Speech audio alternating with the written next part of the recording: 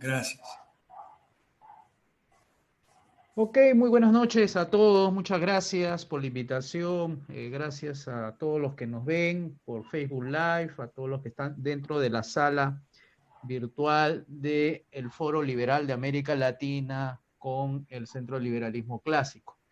Bien, conversando con el profe y como siempre siendo acertado en sus investigaciones, me promovió la idea de hacer una revisión de unos textos que me alcanzó por WhatsApp sobre la empresarialidad productiva e improductiva, ¿no? Que probablemente lo han escuchado a través de unos grandes investigadores de la Brookings Institution y también de los aportes del profesor William Baumol.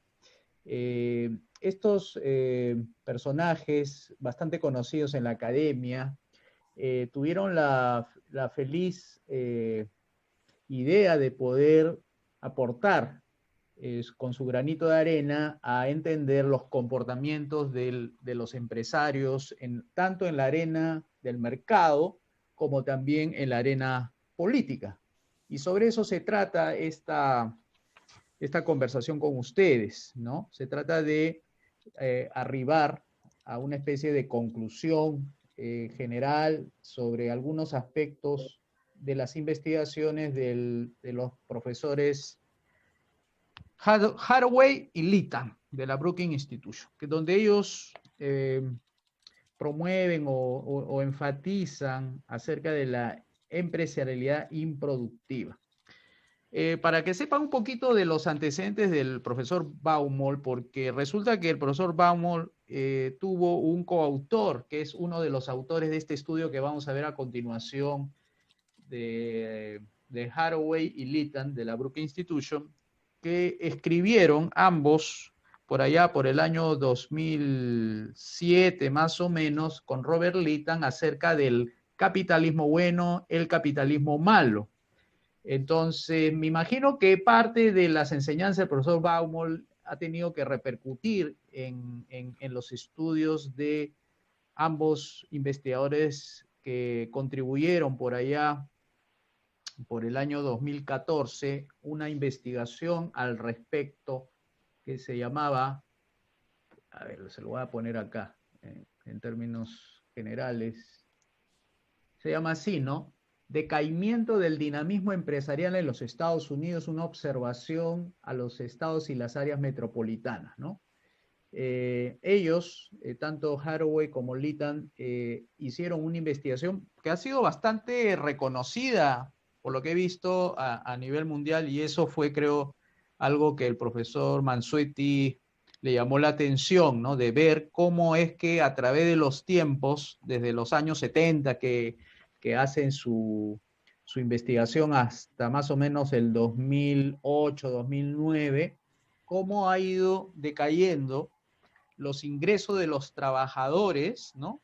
Y también de los accionistas, ¿no? O sea, la participación que ha tenido estos gastos en la búsqueda de renta fuera del mercado es la que se ha visto disminuido por el lado de los trabajadores y accionistas, ya está aumentando los gastos que tienen que ver con la influencia empresarial en la política. O sea, que hay una especie no de correlación, pero sí llamativo de que ese dinamismo empresarial que fue algo que caracterizó a los Estados Unidos en los últimos 150 años, se haya visto ahora en la otra, digamos así, la otra forma de verlo, ¿no? De que por qué razón ese gran crecimiento del dinamismo empresarial se haya visto en los últimos 40 años disminuyendo progresivamente y que se haya visto cómo los esfuerzos empresariales hayan ido incrementándose por el lado de la influencia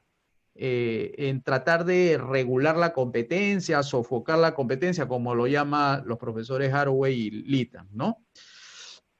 Pero digamos así, este esfuerzo de investigación de tanto de Haraway como de Litton, siguiendo un poco los pasos del profesor Baumol, Ya en el año 2016, un investigador de una universidad, si no me equivoco, de Illinois, James Bessen, así se llama el autor, ya por el año 2000, ya él ya había revelado que los factores políticos representan una parte sustancial en el incremento de las ganancias corporativas, ¿no? O sea que ya se empezaron a dar cuenta investigadores, ¿no? De que cómo estos factores políticos representan una ganancia sustancial, ¿no?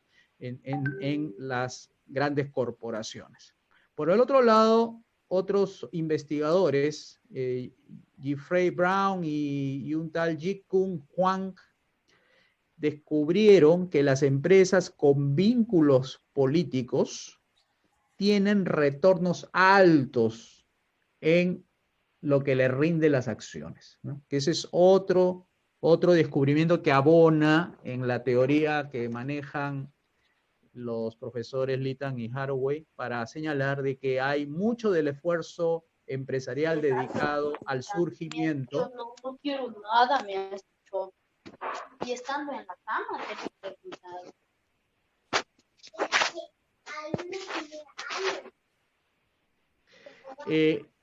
Baumol señala que las bajas tasas de emprendimiento no significa, no necesariamente tiene que ver con el lento crecimiento de la economía en Estados Unidos. O sea, ustedes saben que la causalidad del crecimiento de Estados Unidos es gran parte por el emprendimiento, ¿no? de sus habitantes. Tal vez, dice él, y ahí habría que realizar una investigación más a profundidad, de que tal vez sea ese cambio del esfuerzo empresarial por dedicarle mayores inversiones a proyectos empresariales productivos y tal vez esté desviando esas inversiones, esas ganancias, esos capitales hacia esas rentas, esas búsquedas de mejores ambientes legales, ¿no? Tal vez institucionales a favor de esa empresarialidad improductiva, ¿no? Ya, recuerden bien que lo que estoy tratando de decir es que la empresarialidad improductiva se refiere salieron de la casa de los ganchos. se refieren básicamente a la empresarialidad improductiva. O sea, esa combinación de entre dedicarle más a invertir en máquinas y menos a tocarle las puertas a los ministros, a los reguladores, es lo que puede estar llevando a que estos emprendimientos o estas tasas de emprendimiento estén decayendo en forma general. Estoy dando una introducción porque lo que vamos a ver después de esta presentación gráfica es una serie de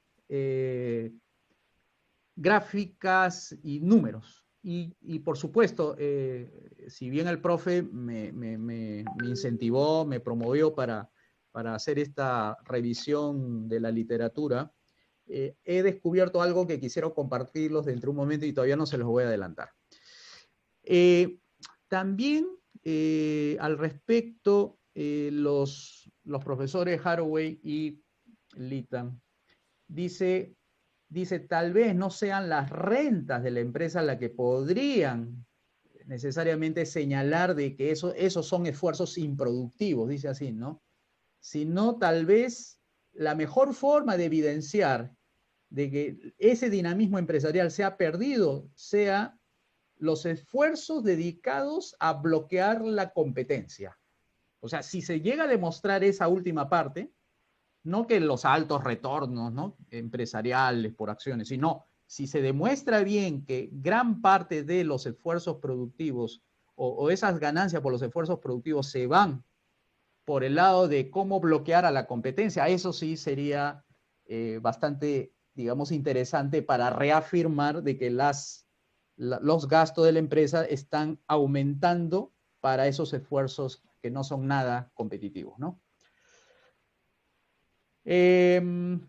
Otro autor que también abona en esa perspectiva del profesor Baumol, que recibió un premio por el año 2003 sobre innovación empresarial, dice que las tasas de crecimiento de los startups, recuerden que startup se refiere a aquellos emprendimientos iniciales donde entran una serie de personajes que ayudan a esa startup con capitales a través de los crowding funds o a través de otro tipo de financiamiento, no necesariamente bancario, sino de personas que quieran apoyar el esfuerzo productivo de aquellos tipos Silicon Valley que entran y promueven los inventos y se arriesgan, ¿no?, a que esas pequeñas emprendimientos tengan capitales frescos, semillas, y despeguen, ¿no? Que ese es el startup. El startup dice que ha decaído durante décadas en los Estados Unidos.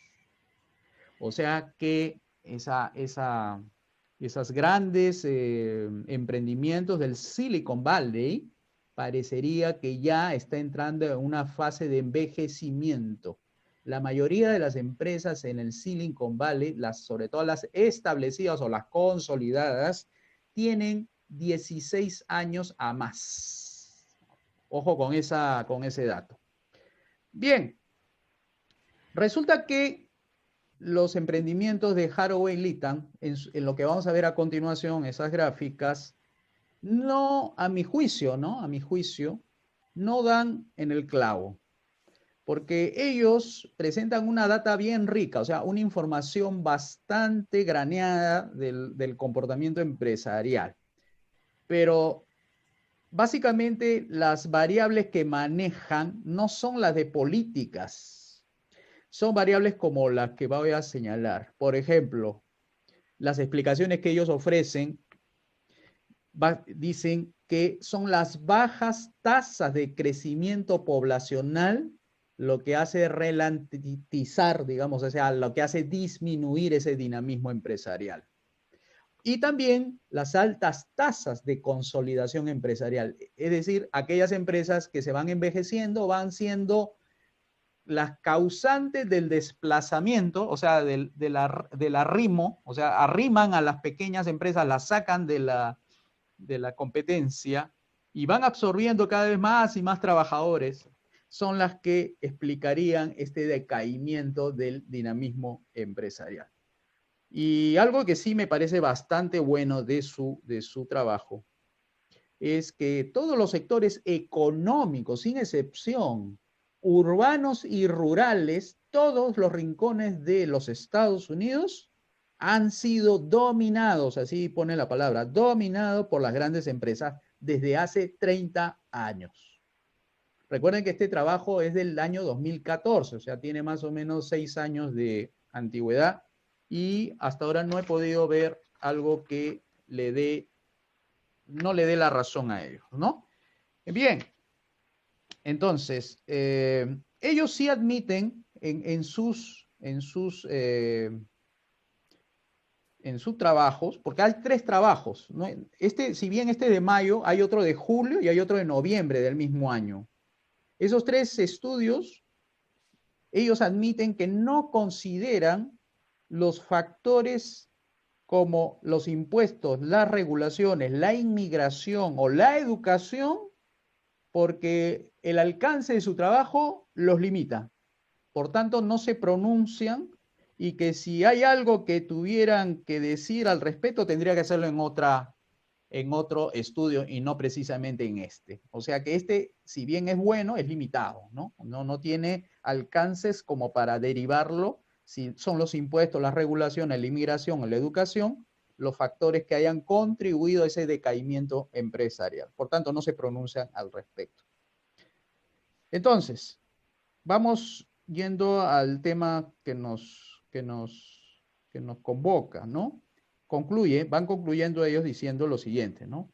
Dice, las empresas de Estados Unidos están envejeciendo en promedio. Eso es lo que está diciendo.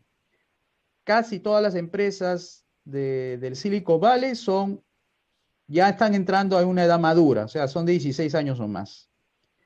Y todas estas contratan cada vez más y trabajadores. Entonces, históricamente, Hathaway y Litton señalan que un nuevo negocio, apunten bien esto, porque es interesantísimo, dice, cada minuto se crea un negocio, pero cada 80 segundos se muere uno, ¿no? Cada minuto, o sea, cada 60 segundos se crea uno y cada 80 segundos se muere uno. Ese es su descubrimiento, ¿no? Bien, entonces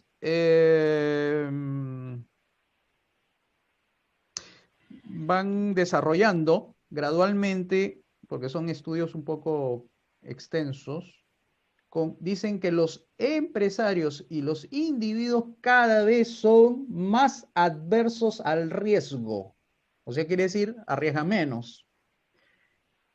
Poca gente están lanzando nuevas empresas y cada vez los trabajadores prefieren quedarse en las empresas que moverse a otra. Uy, eso sí, bastante importante, ¿no? Porque ya los trabajadores por sí mismos, cuando ven una oportunidad de mejorar, se desplazan de una empresa a otra. Pero resulta que esta investigación ha demostrado que no, que se han quedado la mayoría de los trabajadores en las mismas empresas y estas se han consolidado. Y todas los grandes emprendimientos son cada vez menos. Bien, entonces vamos a ver gráficas sobre todo esto que hemos hablado para que tengan una idea gráfica de lo que se ha dicho en estos momentos. A ver, miren esto de aquí. Estos son gráficas de lo que han visto desde el año 78 en términos de data.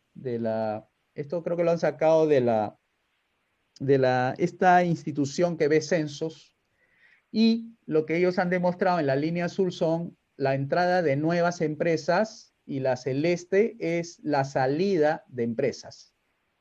Ya en los últimos años la tasa de salida es mayor que a la tasa de entrada, entre el año 2008 para adelante. O sea, la tasa de crecimiento en las entradas de nuevas empresas en los Estados Unidos del 78 hasta el año 2008 ha ido en proceso de decrecimiento. Y la línea celeste son las empresas que van saliendo del mercado. Y en un momento del periodo entre el año 2008 para adelante, las tasas de crecimiento de las salidas de empresas, o sea, las que ya no están en el mercado, van saliendo, superan a las que entran. Por eso se marcó ese círculo, para que vieran ese gran fenómeno, ¿no? Acá lo que se está hablando es ese dinamismo. El dinamismo empresarial en términos de tasa de recolocación laboral va cayendo. O sea, cada vez menos las personas van moviéndose de empresa a empresa. O sea, prefieren la seguridad al riesgo, ¿no? Y además no hay oportunidades, ¿no? Porque si lo hubiera, se hubieran movido, ¿no? Lo que te está diciendo es que los trabajadores se están quedando en las empresas viejas, la mayoría de los trabajadores. Y las tasas de recolocación han bajado tremendamente, del 78 al 2011. Han bajado las tasas. Lo que trata de decir esta gráfica es que ocurre esto de la entrada de empresas al mercado, ocurre tanto en los lugares llamados metrópolis como los que están fuera de las metrópolis. O sea, hay poca diferencia, ¿no? Igualito, ¿no? Es la desviación estándar. Desviación estándar significa que los datos recogidos, entre ellas hay poca dispersión. Eso es lo que trata de decir. Y al haber poca dispersión es más afirmativo la hipótesis, digamos así, ¿no? Eso es lo que trata de decir esa gráfica. Y acá es la salida de las empresas, ¿no? Cómo se ve como una pequeña subida entre el 2004 hasta el año 2008. Ahora, ustedes dirán, ¿y esa caída? Bueno, eso es justo lo que ellos decían. Nosotros aseguramos hasta el año 2008 que este fenómeno se da, porque a partir de la recesión del 2008 para adelante, es obvio que las empresas van a salir, es obvio que empresas nuevas se van a ralentizar, o sea, no va a haber tanta iniciativa empresarial en plena crisis, porque este trabajo es hasta el 2014 y ellos hicieron un corte en el año 2008, ¿no?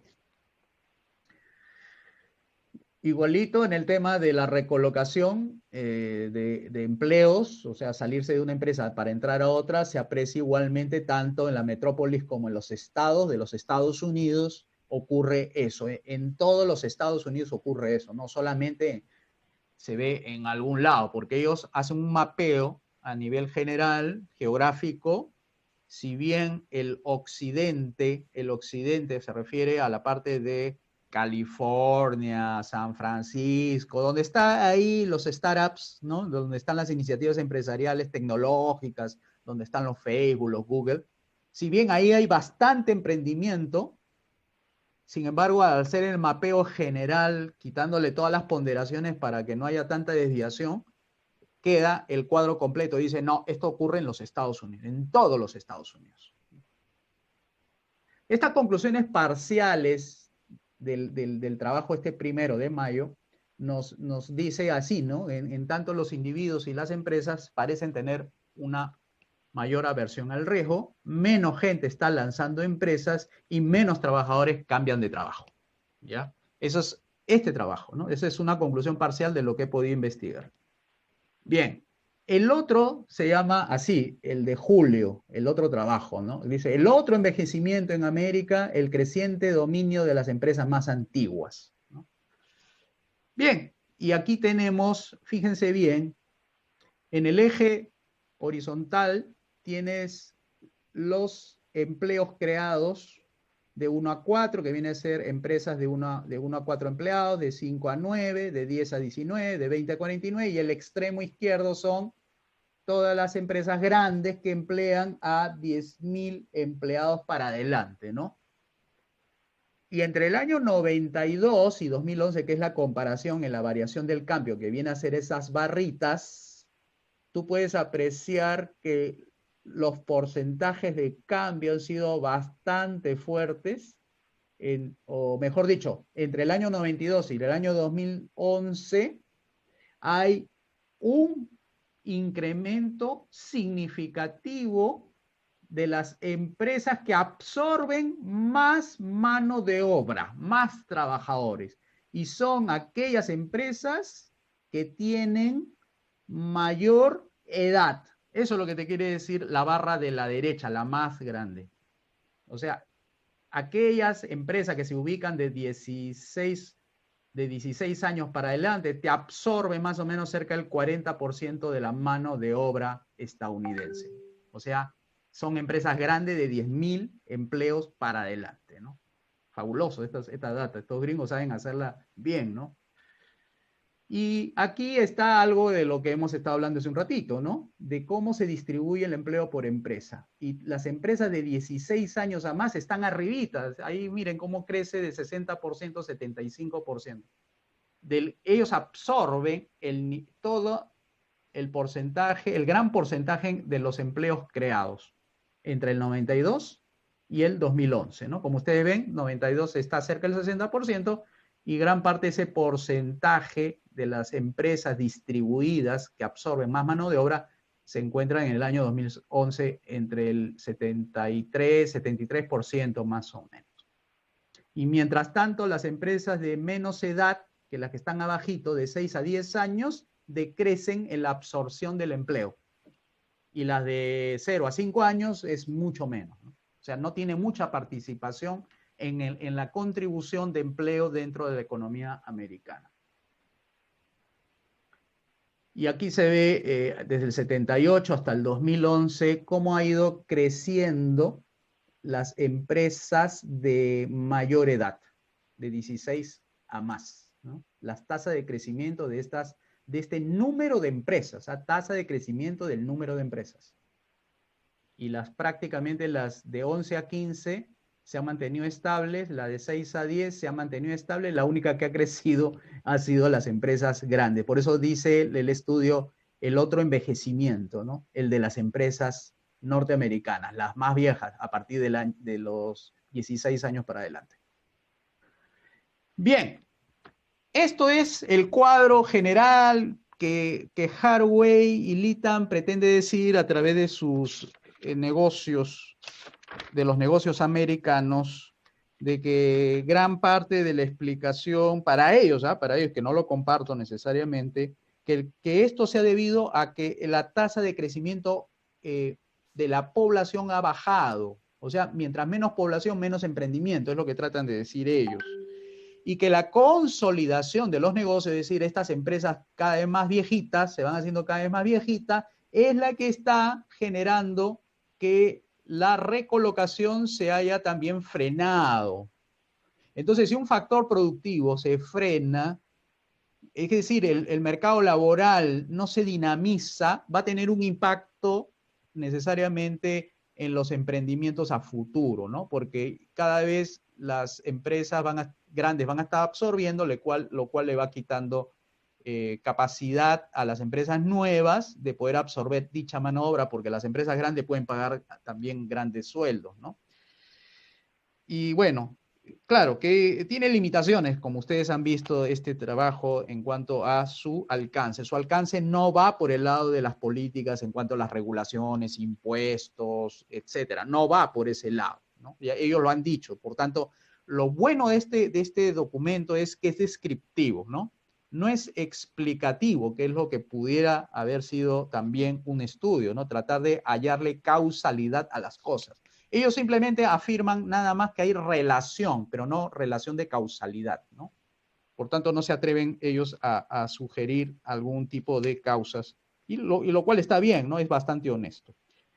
Lo que más bien yo sí, como algunos podrán notar, lo que sí he tratado de hacer es irme un poquito más allá y tratar de descubrir algunas cosas que tengan que ver con la empresarialidad improductiva. Y vamos a ver algunos datos. Esto lo saqué de esta ONG, se llama Center for Responsive Politics, del año 2019. Entré a su página porque dije, no me puedo quedar con los estudios de Lytton y Haraway, ¿no? Entonces voy a ver, esto es un descubrimiento que ahí vamos a tener que conversar en esta sala sobre qué ha ocurrido aquí, ¿ya? Porque hay una hipótesis de trabajo para futuro, para los que quieran investigar, sobre qué puede haber ocurrido con esta cifra, ¿ya? Voy a presentar a continuación. Este es lo que Baumol se refería, ¿no? Los gastos del lobby entre el año 2008 y 2019 en los Estados Unidos. Y ustedes pueden ver entre el año 2008 y 2018 que el gasto en lobby ha bajado, ¿ya? Ese es, digamos, el lobby por sí mismo es escandaloso, ¿no? Pero no es que los gastos han subido. Eso lo vamos a ver más adelante. Estos son los gastos que realizan más o menos 2.88 billones de dólares. Vamos a ver más adelante, ¿ya? Estos son los gastos en lobby, ¿ya?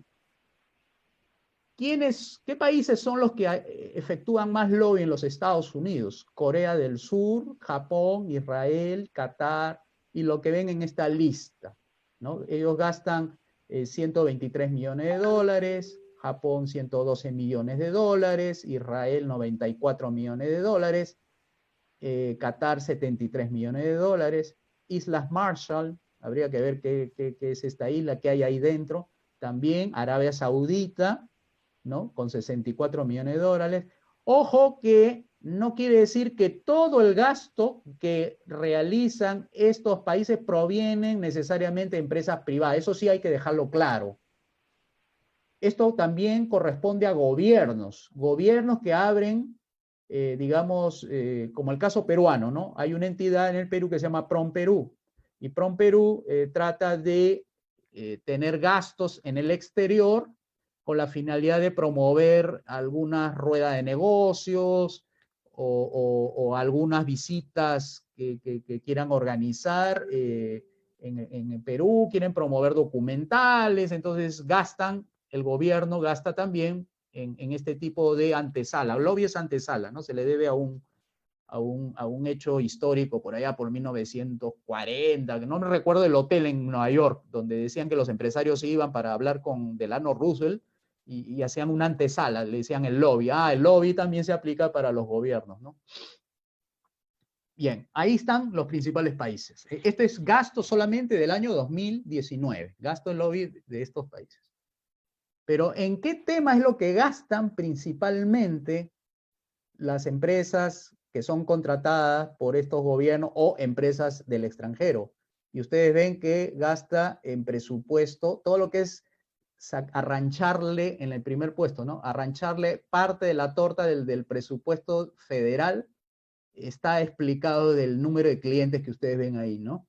El número de clientes, 3.000 clientes pagan a empresas para que hagan algo al respecto con el presupuesto, ¿no? Seguro más torta, quieren más presupuesto para sus organizaciones, no sé, por poner un ejemplo, una asociación de veteranos busca mayor presupuesto para sus miembros, ¿no? Entonces van, contratan una firma y esta firma hace la gestión en Washington para que le destinen más presupuesto a estas personas que dedicaron su vida a combatir por los Estados Unidos y se ven que están en la necesidad de querer, digamos, más presupuesto para sus, por ejemplo, para el tema de educación, para el tema de salud, etcétera, ¿no? Después, el segundo tema, como ven aquí, de los lobbies es el salud, ¿no? O sea, presupuesto para salud, impuestos, transporte, comercio, defensa, cuidado de la salud, ¿no? Etcétera. Entonces se ha organizado por número de clientes, ¿ya? Por número de clientes. Esta tabla es por número de clientes. La mayor parte de la clientela se va a presupuesto federal. El segundo torta de los clientes se va a ver temas de salud, y así, ¿no? Los clientes pagan para que hagan lobbies en transporte, en comercio, en defensa, en ambiente, en energía, en educación, en agricultura, etc. Los mayores gastadores de lobby en los Estados Unidos, la Cámara de Comercio de los Estados Unidos gasta 77 millones de dólares haciendo lobbies ante el gobierno de los Estados Unidos. Y después viene la Open Society Policy Center. Yo no he entrado ahí, pero no sé si esto pertenecerá al grupo Soros. Habría que chequear porque ellos también tienen una fundación que se llama Open Society, pero este es de políticas públicas.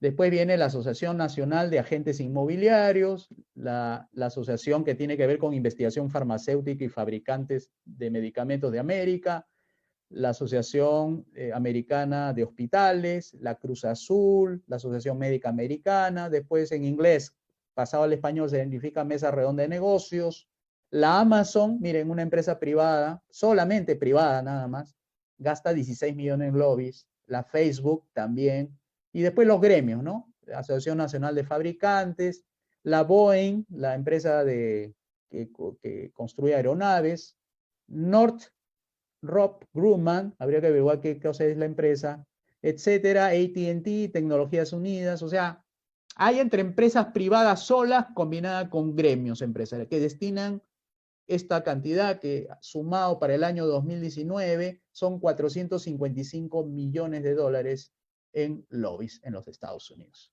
Esto es lo que dice Baumol, lo de la empresarialidad improductiva, ¿no?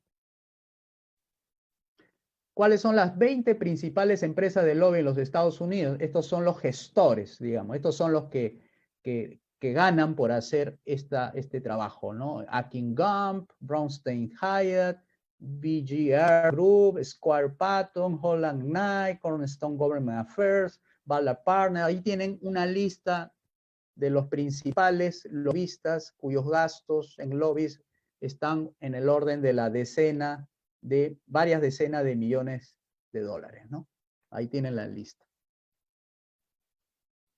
Y este es el último cuadro, donde ahí es donde queda como hipótesis de trabajo. Lo que he hecho es los gastos del lobby de cada año, ordenado de mayor a menor, es decir, 2019, 2018 va bajando, los gastos del lobby de cada año, que es en la columna de la izquierda, el número de cabilderos, que ustedes ya lo ven ahí, y el PBI de Estados Unidos.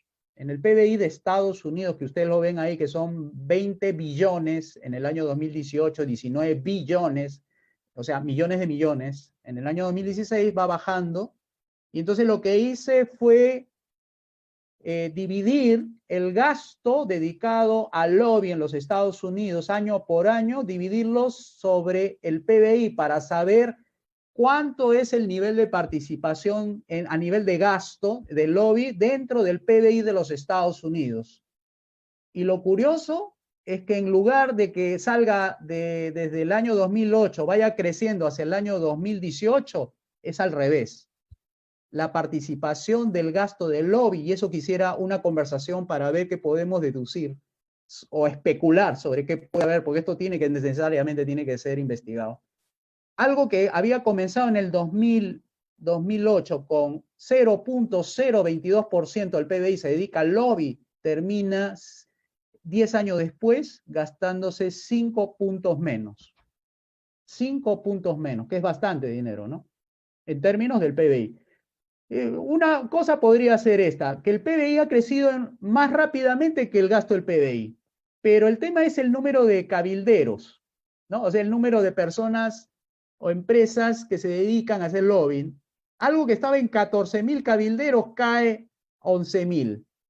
Entonces, eso ya te dice que hay algo extraño, algo que merece una investigación y ver por dónde está influyéndose en los Estados Unidos como para quitar este cuadrito y decir, bueno, ya no es el lobby tradicional como se hace para influir en las políticas y tratar de sacar algún provecho particular para los clientes, sino que de repente ese gasto ya está siendo cada vez menor porque la efectividad de los lobbies han bajado y probablemente otros sean los mecanismos de influencia que no se pueden registrar a través de estas cifras.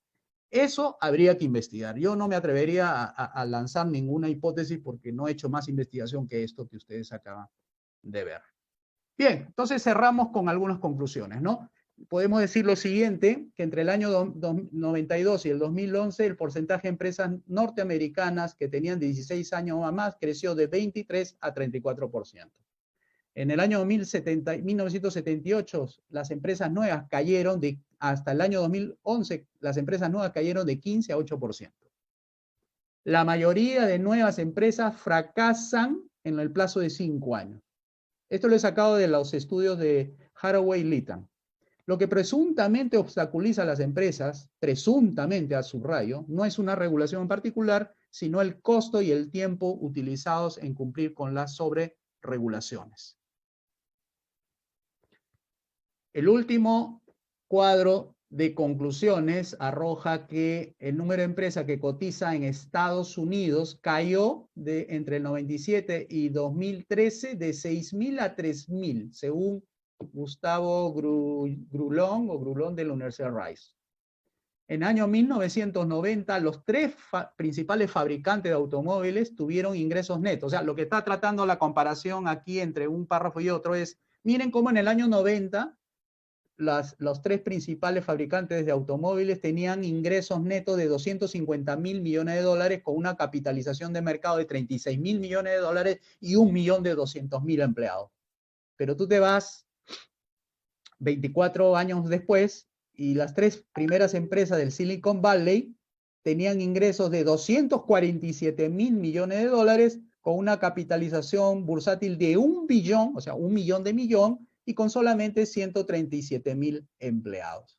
Para que vean la comparación de cómo eran hace 24 años las empresas en los Estados Unidos y cómo son ahora, ¿no? En cuanto a ingresos y en cuanto a captación de empleados. Esto es todo lo que quería mostrar. Gracias al profe Mansuetti por promover ahí un poco de investigación y estaré atento a la conversación sobre toda esa hipótesis que quedó ahí flotando sobre qué pasó sobre el gasto del lobby. Muchas gracias y conversamos pues. Excelente, muchísimas gracias José Luis Tapia, muy amable por tu presentación, como siempre una excelente investigación, ¿no? Y bueno, eso es digno de resaltar, estimados amigos. Nosotros en el Foro Liberal de América Latina somos gente seria, gente profesional, estudiamos e investigamos los temas, así es de que la idea, pues efectivamente, es tener argumentos, ¿no? Para poder sostener, pues, un proyecto como el que estamos tratando de avanzar en América Latina. A mí realmente me quedan muchas dudas. Estuve revisando las gráficas, especialmente en el periodo 1981-1990, que fue el periodo de Ronald Reagan. Efectivamente, por ahí se ven algunos incrementos, digamos, algún comportamiento positivo, pero no es tan claro, ¿no? Así que seguro, como dice José Luis, pues esto da para estudiar bastante más.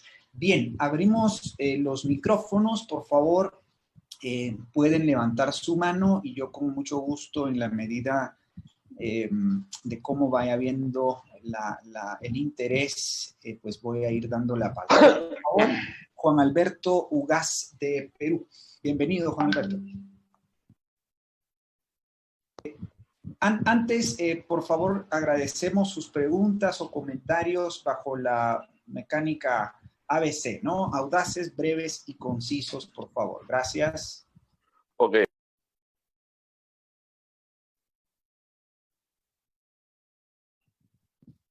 Dale, Juan Alberto, no sé si tienes ahí micrófono.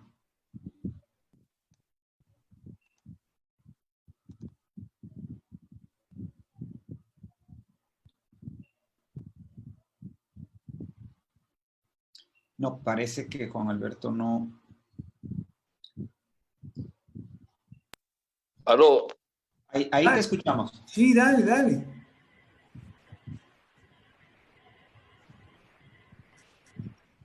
Dale, Juan Alberto, te escuchamos. Pero estoy tratando. No se te escucha. Seguro que estás en el teléfono. Mira, el teléfono no es bueno para participar. Ahí, Juan Alberto. Oh, sí, ahora, aló. Sí, ahí te escuchamos. Sí, dale. Mejor.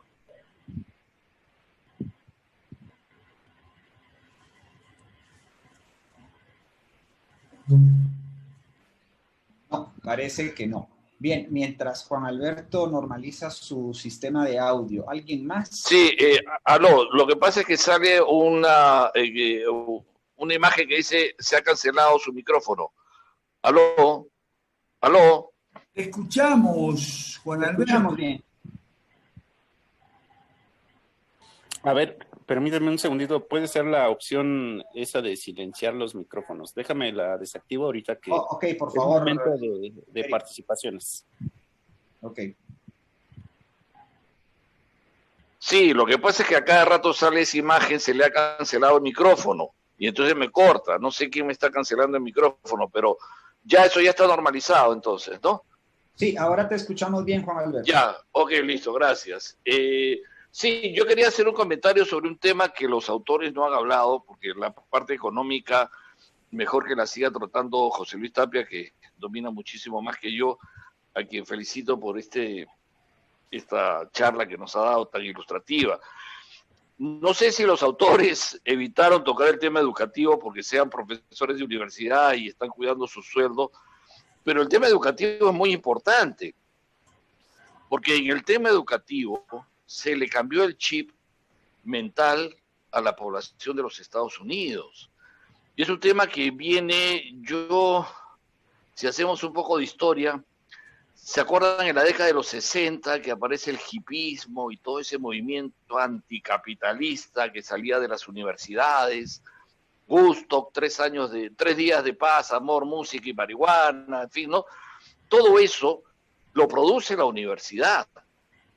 O sea, ya había desde esa época una generación que hoy debe estar en los 70 años y que deben haber producido hijos y nietos con una mentalidad más o menos anticapitalista, ya producía ese fenómeno mental en la gente. Así que yo creo que el tema educativo es importante y porque desde allí viene la relación conformismo del ciudadano americano. Se ha vuelto más que un emprendedor, porque después de la crisis de los años 20 y después de la crisis de la Segunda Guerra Mundial, eran unos cowboys pistoleros que salían a conquistar el mercado y salían a pelearse, un espíritu emprendedor impresionante, ¿no? Estados Unidos era el país de las oportunidades y cada quien podía crear su oportunidad. Hoy es un país de conformistas. Entonces, yo creo que es importante, sí, todo el análisis económico que hacen estos señores es muy valioso, pero también sería bueno si discutimos un poquito más de ese tema que ellos no tocaron, ¿no? El chip mental. La educación en Estados Unidos retrocede porque Estados Unidos se vuelve un país de educación pública. Y ese fue para mí el semillero del cambio de mentalidad. Ahí se metieron los de la mentalidad socialistona, se metieron con los conceptos aquellos. Miren Harvard en lo que ha terminado. Harvard no era así. Harvard está lleno de socialistas. Entonces, ¿cómo puedes tú conducir a un país a un criterio distinto o a recuperar sus criterios anteriores si le estás metiendo un criterio que es totalmente anticapitalista? Los gringos desde el hipismo salieron a decir ser rico es malo, ¿no? Entonces, yo creo que eso es importante, ese tema que estos autores no tocaron y que nosotros podríamos quizás analizarlos un poco más. A lo mejor, bueno, el profe conoce más de este tema que yo solamente estoy dando dentro de mi limitación como neófito una opinión al respecto, pero yo creo que el americano ha cambiado mucho la mentalidad, ¿no? Ya no es ese mismo americano de antes, y ahí hay unos cuadros estadísticos que mostró José Luis Tapia, en donde se transparenta ese conformismo del ciudadano americano. Se ha vuelto conformista, desde no cambiar sus chambas, no cambiar su trabajo, hasta no querer ir a algo más, no querer salirse del empleo para inventar su propio empleo, ¿no? Como era antes, como era el americano de antes. Estados Unidos ha dejado de ser un país de oportunidades porque el gringo ya no las busca y ha pasado a ser un país de conformistas. E incluso el latino que llega progresa más rápido que el gringo, porque viene con otro espíritu, ¿no? Entonces, yo creo que ahí hay algo de eso, que el tema educativo sería muy importante que podamos también analizarlo, ya que el autor no lo tocó, sería bueno poder tocarlo entre nosotros. Un abrazo. Muchas gracias, Juan Alberto. José Luis, ¿tienes algún comentario al respecto?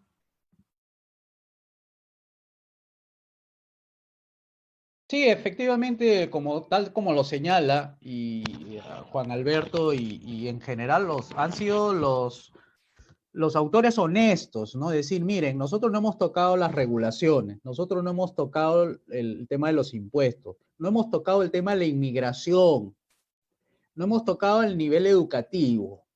Nosotros lo que hemos hecho es agarrar de los censos, tanto empresarial como demográficos, y se manejaron por unas hipótesis que parecen ser lógicas, ¿no? La lógica es menos población, menos emprendimiento, más población, más emprendimiento. O sea, suponiendo de que el espíritu norteamericano no ha estado, digamos, trastocado, entonces habría una correlación perfecta. Pero ellos tampoco se atreven a decir de que a más población, más emprendimiento, sino que existe una relación, pero no una relación causa-efecto. O sea, más población, más emprendimiento. Tampoco ellos se atreven a decir.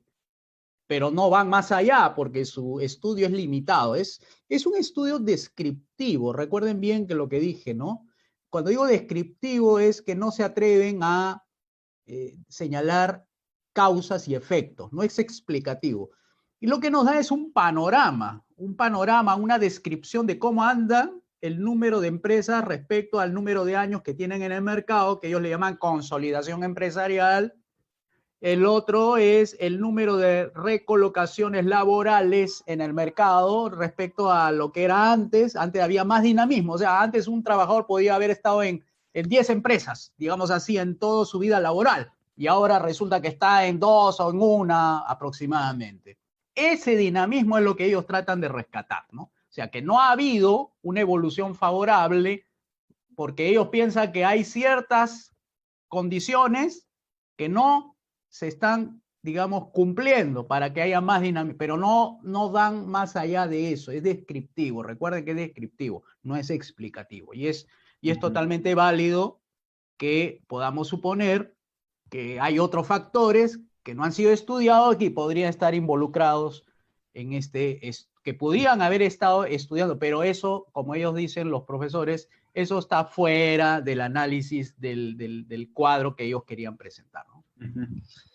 Muchas gracias, José Luis.